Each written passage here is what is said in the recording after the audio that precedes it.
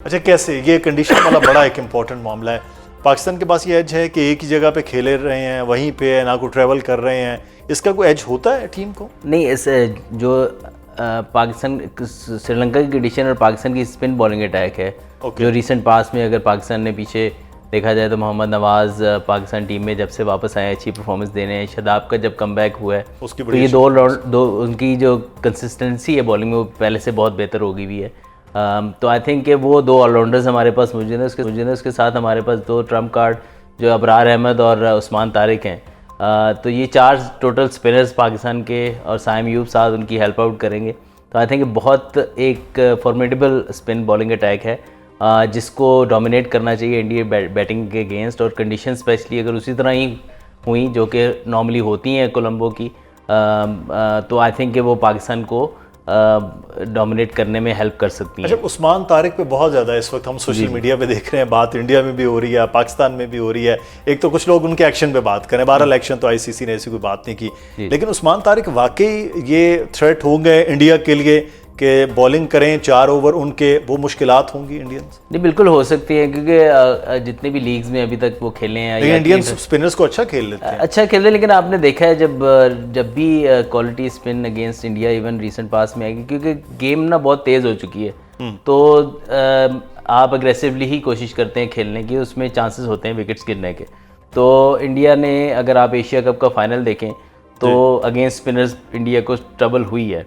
तो quality spin जब भी होगी तो बैट्समैन जितना मर्जी स्पिन को अच्छा खेलता हो, जब कंडीशन उस तरह की हो और बॉलर्स अच्छे हों तो ट्रबल तो करते हैं। तो आई थिंक कि पाकिस्तान के पास ये बड़ा ज़बरदस्त मौका है, हमारे स्पिनर्स के पास बहुत ज़बरदस्त मौका है कि पाकिस्तान इंडिया की बैटिंग लाइनअप को डोमिनेट करें।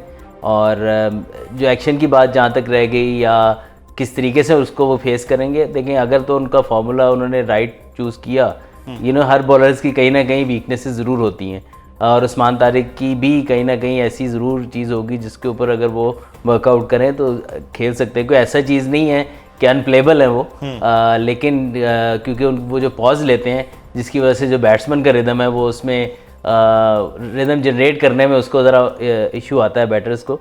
तो आई थिंक कि वो उनकी स्पेशली बॉलिंग मेरे ख्याल है वो जो हम प्रोग्राम से पहले फॉर्मूला बता रहे थे वो हम ऑन एयर नहीं बताएंगे कि कैसे खेल सकते हैं। आप बता रहे थे कि उनको कैसे खेला जा सकता है उस्मान तारिक को। लेकिन एक चीज़ मैं आपसे यहाँ पे ये जानना चाहूँगा, अब आप वैसे थे कैप्टन भी, खेल चुके हैं, फिर वो आईसीसी का इवेंट जिसमें आपकी स्टार्ट में बहुत अच्छी परफॉर्मेंस थी, आप और फ़खर, आपने 50 भी, बल्कि मेरा ख्याल है आपने को 3 बार इंडिया के अगेंस्ट 50s आईसीसी में दो बार 50s भी की। अब ये ओपनिंग एक तो बड़ा ज़रूरी है कि ओपनिंग स्टैंड बहुत अच्छा हो उसमें बैटिंग की तरफ अगर हम आते हैं। दूसरा ये है कि वैसे थे कैप्टन, ये प्रेशर को कैसे डील करना होता है इतने बड़े मैच में? I think specially before match आपके ऊपर बहुत ज़्यादा नर्व्स होते हैं, ये अंडरस्टैंडेबल है। जब तक आप फील्ड पे जाते नहीं हैं तब तक आपको सारी बात एक्सपेक्टेशंस लेवल और फिर आपको कहीं ना कहीं होता है यार इंडिया वाले मैच में लाजमी परफॉर्म करना है, तो उसकी जो नर्वसनेस है वो रहती है। बट जब एक्चुअल मैच स्टार्ट हो जाता है तो चीज़ें नॉर्मल होना शुरू हो जाती हैं। बट आई ऑलवेज़ बिलीव कि अगेंस्ट इंडिया जो आपका स्टार्ट है, चाहे आप बॉलिंग करें चाहे आप बैटिंग करें, that has to be very good. क्योंकि जब आप अंडर प्रेशर गेम में आ जाते हैं एक दफ़ा ऐसे गेम में तो आपके लिए कम बैक करना इतना ईजी नहीं रहता, स्पेशली टीम्स लाइक इंडिया। तो I think start needs to be very confident और जो आपकी गेम है उसको आपको बैक करना है। अगर आप थोड़ा सा भी टेंटेटिव होंगे, थोड़ा सा टिमिड अप्रोच के साथ जाएंगे कि यार मैं थोड़ा सा कंसोलिडेट कर लूँ या इस तरह कर लूँ, तो वो प्रेशर आप पे बहुत ज़्यादा आएगा। अप फ्रंट आपको थोड़ा सा अटैक करना पड़ेगा। सही। साहबजादा फरहान, साइम अयूब ओपनिंग में, ये साहबजादा की तो बड़ी अच्छी परफॉर्मेंस भी हम देख रहे हैं, साइम थोड़ा टफ हो रहा है उनके लिए चीज़ों करना।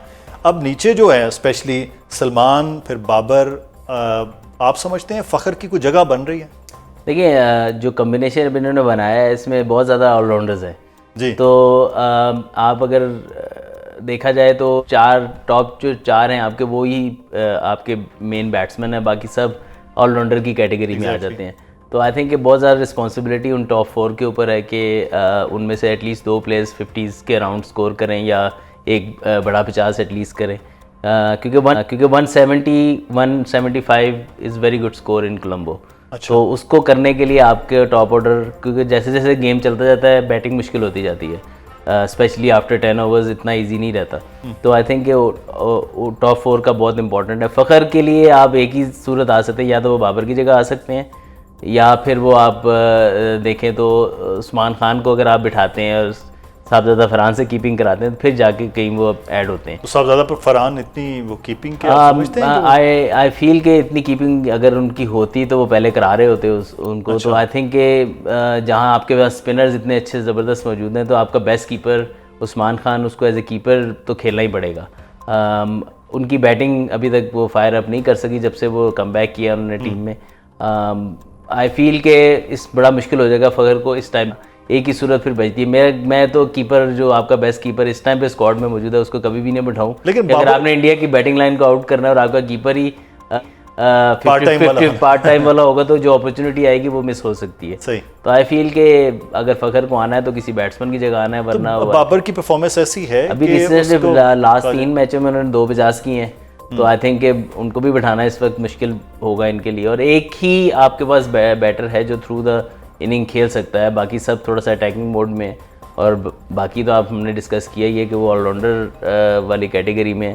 तो आपके पास एक प्योर बैट्समैन तो होना चाहिए कि जो अंडर प्रेशर आपको even at times run ball भी कर देगा, तो आपकी पार्टनरशिप डेवलप हो सकती है। क्योंकि जब टफ कंडीशंस होती हैं तब आपको मेन बैट्समैन ही आपके काम आते हैं। बाबर आजम की स्ट्राइक रेट पे बहुत ज़्यादा तनकीद होती है।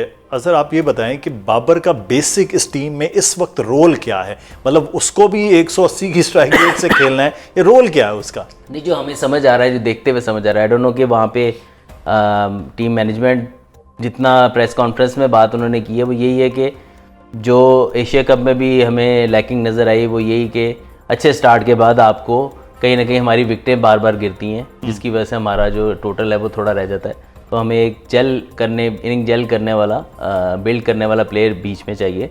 तो मेरा ख्याल है उसका रोल यही है कि वो जस्ट ओवर रन बॉल भी खेले तो ही इज़ फाइन, उसके राउंड प्लेयर खेलते रहेंगे। तो आई थिंक कि वो उसका रोल है। और इन कंडीशंस में ऐसा प्लेयर आपको चाहिए जो 120-115 के स्ट्राइक रेट से भी एक इनिंग डेवलप करके दे आपको, ताकि आपके पहले मैच में बड़ी गलत शॉट खेलते हुए वो मुझे I think out of his role लगी। हाँ, मतलब बाबर की वो शॉट नहीं लग रही थी। नहीं, वो आई थिंक पिचेस ऐसी हैं श्रीलंका की आपसे एट टाइम्स नहीं हिट लगती, बट बाबर जैसे प्लेयर को थ्रू द इनिंग्स खेलना, रन बॉल चाहिए almost less than run ball. तो आप कंटिन्यू करते तो अपना भी कॉन्फिडेंस आपका बढ़ता है, टीम को भी उस सिचुएशन में टीम ना जाती। क्योंकि पहला मैच हम ऑलमोस्ट हार गए थे, फ़हीम अशरफ आउटस्टैंडिंग खेल गए उस मैच में। तो आई थिंक ऐसी सिचुएशंस में बाबर को play his game and just stay out there और एक पार्टनरशिप डेवलप करें। पार्टनरशिप भी, और एक वो कहते हैं बड़े का रोल, हम कहते हैं कि वो सेंटर ऑफ, क्योंकि बाकी जितने ऑलराउंडर्स बैटर्स हैं वो फिर आप खुल के अपने शॉट्स खेल सकते हैं। एग्जैक्टली।